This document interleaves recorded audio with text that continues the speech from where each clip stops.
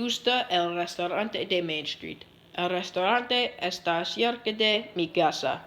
Yo recomiendo el hamburguesa con papas fritas. El ambiente fue elegante. Las tomates de sopas fue mejor que la sopa de pollo. El biscuit vieron peores que los frijoles. Nos los sirvieron muy calientes. Mi amiga pidió los frijoles de maíz. La comida fue riquísima. El restaurante tuvo muchas personas. Los camarones fueron amables.